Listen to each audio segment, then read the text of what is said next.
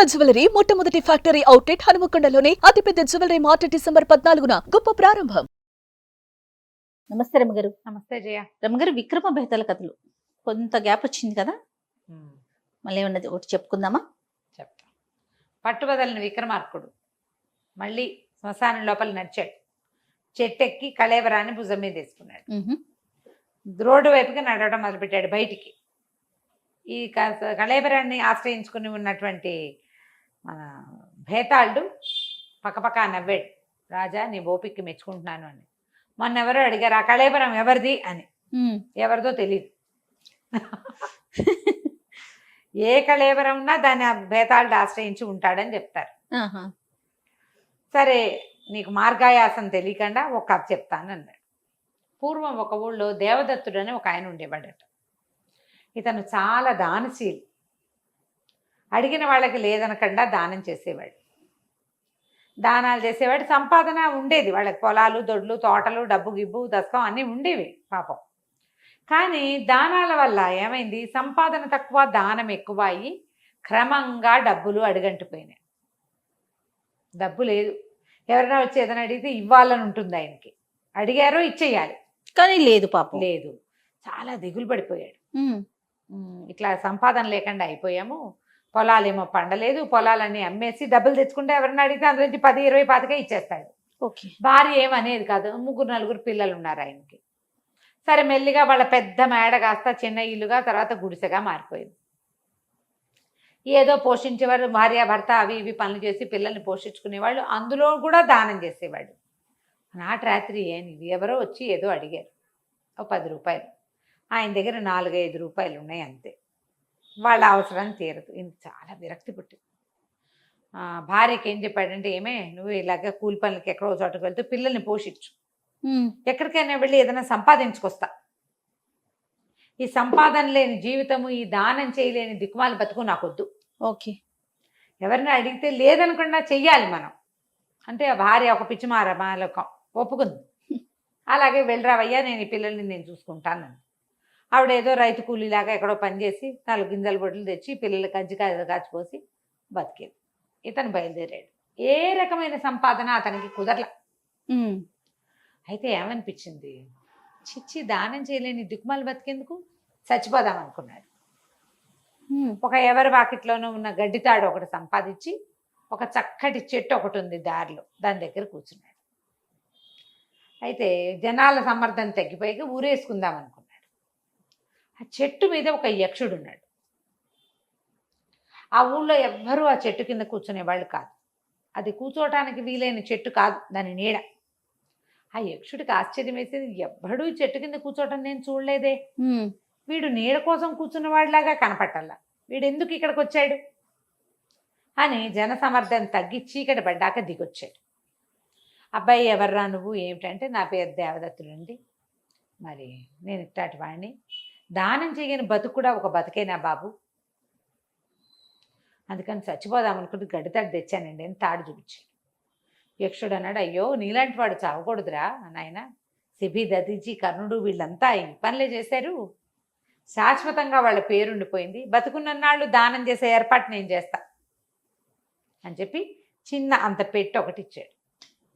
నువ్వు దానం చేయడానికి ఎప్పుడు కావాలంటే అప్పుడు చేయబెట్టి తీసుకో, నీకు డబ్బులు దొరికితే దానం చేసుకో అని చెప్పి ఇచ్చేసాడు.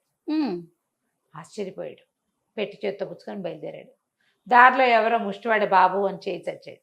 ఈ దేవదత్తుడు పెట్టె తెరిచి పెట్టిలో చేతి పెడితే గుప్పెడి నిండా రూపాయలు వచ్చాయి. తీసి ఆ ముష్టివాడి చేతిలో పెట్టాడు. సంతోషంగా ఉంది. ఎంత సంతోషం వేసిందో. సరేనని ఇంటికి వెళ్ళిపోయాడు. ఏదో ఊరు వచ్చాడుగా, ఇక నడుచుకుంటూ వచ్చాడు.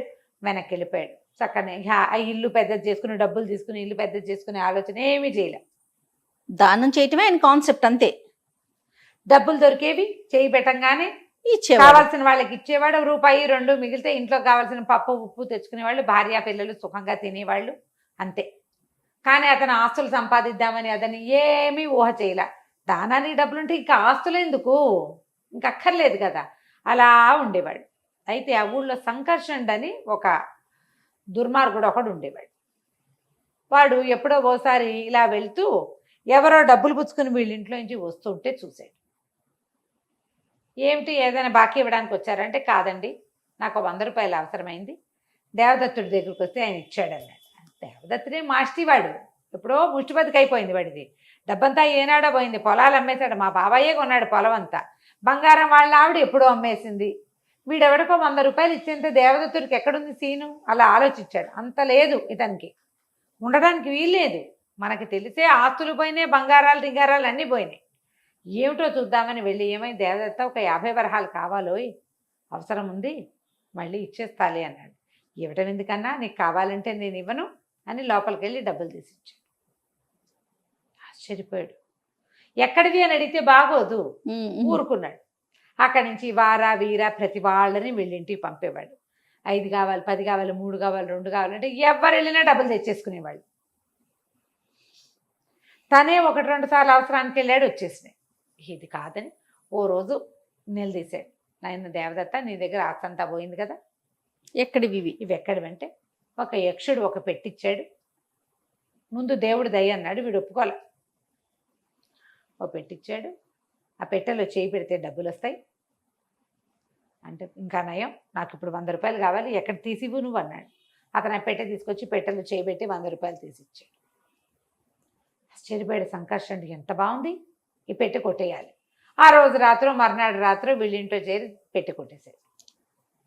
ఇంటికి తీసుకెళ్ళాడు, చేయి పెట్టాడు, ఏమీ లేదు. పెట్టె తెరిచి చూస్తే పెట్టె ఖాళీ, పెట్టె అంత బాక్స్ అట్ట పెట్టెలాగా ఉండదు. ఇక దాన్ని విసిరిగొట్టాడు, దానికి సొట్ట కూడా పడలా. పొయ్యిలో పడేశాడు, కాళ్ళ అది కాలదు, సొట్ట పడదు, విరగదు, ఏమీ అవదు. అది చెక్కతో చేయలే, లోహంతో చేశారు, అదేం లోహమో మనకు తెలియదు.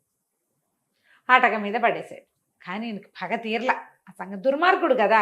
కొంతమంది అలా ఉంటారు, మనకెందుకు అని అనిపించదు, దొంగ బుద్ధి, పాడు బుద్ధి అనమాట. ఏం చేశాడు, మహారాజు దగ్గరికి వెళ్ళి లోపల అక్కడ తెలియజేశాడు. దేవదత్తుడని ఒకడు ఉండేవాడు, పూర్వం బహుదానపరుడు, వాళ్ళ తాత మా నాన్న కూడా దానపరులే, వాడు ఇప్పుడు కూడా దానాలు చేస్తున్నాడు. అతని దగ్గర దానం పుచ్చుకున్న వాళ్ళందరినీ పిలిపించారు. పిలిపిస్తే అందరూ మాకు ఇచ్చాడండి అన్నారు. ఏదైనా పాతు దొరికిందేమో, ఆ పాతు బహుశా ఎక్కడో దొరికింది, అతను ఇస్తున్నాడు. పాతులు కనుక దొరికితే అది రాజు కదా, చెందాలి లెక్క ప్రకారం. భూమిలో దొరికినవన్నీ రాజువి. అక్కడి నుంచి దేవదత్తుడి దగ్గరికి వెళ్ళారు.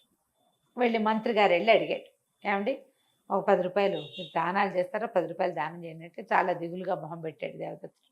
నేను దాకా చేశానండి, నా అదృష్టం నా నుంచి తప్పిపోయింది, ఎవరో పట్టుకుపోయారండి అన్నాడు. ఈయన రండి రాజుగారి దగ్గరికి అని పిలిపించారు. పిలిపించేసరికల్లా ఏం జరిగింది, ఏమిటి, నువ్వు ఎట్లా చేయగలిగావంటే, దేవదత్తుడు అబద్ధాలు చెప్పేవాడు కాదు, విషయం చెప్పేశాడు. ఫలానా రోజు ఒక యక్షుడిని కలిశాను, ఆయన నాకు పెట్టించాడు, దానం చేసుకో అన్నాడు, దానాలు చేసుకుంటున్నా, 2 రోజుల క్రితం నాటి రాత్రి పోయింది, నువ్వెవరికి చెప్పావు అని అడిగారు. వీళ్ళు సంకర్షణుడికి చెప్పాను అని ఇతను దేవదత్తుడు చెప్పేశాడు. చెప్పేసరికల్లా ఇంకేముంది, సంకర్షణుడి దగ్గరే ఉంటుందని 4 సైనికులు తీసుకెళ్లి మంత్రి గారు సంకర్షణుడికి కొంచెం దయాశుద్ధి చేశాడు. అతను అటక మీద దాచిన పెట్టి తీసుకొచ్చి ఇచ్చేశాడు. ఇచ్చేసరికల్లా రాజుగారు ఎదురుగుండా పెట్టారు. దేవదత్తుని పిలిచి, ఇది నీదేనా అంటే, ఇది నాదేనండి అని సంతోషించాడు. పెట్టిన కళ్ళకు అతుకున్నాడు. ఏది వీళ్ళందరికీ దానం చేయంటే, అతను ఇట్లా అందులో చేయబెట్టి తీసి అక్కడ ఉన్న సైనికులందరికీ తలా 1 గుప్పెడు రూపాయలు ఇచ్చారు. రాజుగారు ఆశ్చర్యపోయారు. ఇది చాలా మహిమాన్వితమైన పెట్టె, ఇది నా ఆస్తి, నాది ఇది, ఎందుకంటే మా రాజ్యంలో నీకు లభించింది కాబట్టి, ఇవాళ నుంచి నువ్వు రాజుగారి కొలువులో ఉద్యోగివి, నీకు కావాల్సిన జీతం బత్యం మేము ఇస్తాం, పెట్టి నీకు ఇల్లు వాకిలి మేము ఇస్తాం, పెట్టి ఇక్కడే పెట్టి ఖజానా నింపు నువ్వు దీంతో అని చెప్పి దాన్ని చక్కగా పూజ గీజ చేసి ఖజానాలో పెట్టి ఓ 10 సంచులు రెడీ చేశారు. 10 మంది సైనికులు సంచులు పుసుకుని ఉంచున్నారు. దేవదత్తుడు నిర్ఘాంతపోయాడు, ఏం చేయాలో తెలియదు, రాజాజ్ఞ మీరలేడు. సరే కూర్చున్నాడు, పెట్టి తెరిచి చేయి పెట్టి చూస్తే ఏమీ లేదు అందులో, రాలా. రాజుకు చాలా కోపం వచ్చేసింది, అట్లా ఎట్లా అవుతుంది అని మళ్ళీ దేవదత్తుడిని కేకేశారు. ఏమిటి నీ సంగతి అంటే, తెలీదు ప్రభు, నేను ఎప్పుడూ తీసా డబ్బులు, మీ ఎదురుగుండానే తీసా, ఇప్పుడు ఎందుకు రావట్లేదో నాకు తెలియదు. అంతేగా, నువ్వు ఇదివరకు తీసా 100% తీసా, సంకర్షణకు ఇచ్చా, మీకు కూడా ఇచ్చా కదా. మంత్రి గారికి ఏమనిపించిందంటే, ఇది ఇలా దౌష్యానికి లొంగే వ్యవహారం కాదు, ఇందులో ఏదో ఒక కిటుకుంది. దేవదత్తుడిని అడిగాడు, అయ్యా మీరు ఏ ఏ అవసరాలకి ఇందులో నుంచి డబ్బు తీశారు అంటే, నేను ఎప్పుడూ అవసరాలకు తీయలేదండి, దానం చేయాలని తీసేవాడిని. వాళ్ళు 10 అడిగితే 10 ఇచ్చి చేతిలో ఇంకా మిగిలిన కాసులతోటి మేము ఇంట్లో ఒక పప్పు ఉప్పు కొనుక్కునేవాళ్ళం. నేనేం ఆస్తులు ఏర్పరచుకోలేదు ఆ డబ్బులతోటి అని దేవదత్తుడి వ్యవహారం అంతా పరిశీలించాడు మంత్రి. పరిశీలించి రాజుకు చెప్పాడు, ఇది మన చేతికి ఇచ్చేది కాదు, అతన్ని వెళ్ళిపోనివ్వండి, ఇది చేస్తే దైవాపరాధం చేసిన వాళ్ళం అవుతాం మనం అని నమస్కారం పెట్టేశారు దేవదత్తుడికి. నీలాంటి వాడి నువ్వేనైనా ఇంటికి వెళ్ళిపోను. ఇంటికి వెళ్ళిపోయిన దేవదత్తుడు యథాప్రకారంగా డబ్బాలోంచి డబ్బులు తీసి అందరికీ దానాలు చేస్తూ హాయిగా ఉన్నాడు. ఈ కథని భేతాళుడు విక్రమార్కుడికి చెప్పాడు. అడిగాడు, రాజా, దేవదత్తుడు తీయగలిగిన డబ్బులు రాజుగారి ఖజానా దగ్గర ఎందుకు తీయలేకపోయాడో చెప్పు అనగానే రాజు చెప్పాడు, వరాలు వేరు, శక్తులు వేరు. దేవదత్తుడికి లభించింది శక్తి కాదు, వరం. వరం. అది అతని యందు అతని దాన గుణమునందు మాత్రమే ప్రతిఫలిస్తుంది. దాని ఫలితం ఎప్పుడు ఇస్తుంది? అది ఆయన దానం చేయదలుచుకుని బుద్ధితో చేయబెడితే వస్తుంది. అంతేగాని రాజుగారి బొక్క తినపడానికి, మంత్రి గారి భార్యకి నగలు చేయించడానికి ఎందుకు వస్తుంది? అందులో అదే కదా, అది శక్తి. ఎక్కడి నుంచైనా గాల్లోంచి తీయగలిగేది శక్తి. దేవదత్తుడికి లభించింది కేవలం వరం మాత్రమే, అతన్ని సంతోషంగా ఉంచడానికి, అతని దాన గుణాన్ని తృప్తిపరచడానికి యక్షుడిచ్చింది. మంత్రికి ఆ విషయం అర్థమైంది కాబట్టి పంపించేశాడు అన్నాడు. ఈ సమాధానం కరెక్ట్ కదా? అంతే. భేతాళుడికి ఎంతో నచ్చింది. చాలా బాగా చెప్పావు, కానీ నువ్వు మౌనభంగం చేసావు కాబట్టి నేను వెళ్ళిపోతున్నాను అని కళేబరంతో సహా లోపలికి ఎగిరి వెళ్ళిపోయాడు. కథ కంచికి మనం ఇంటికి. సూపర్. నమస్తే రమ్మగారు. నమస్తే.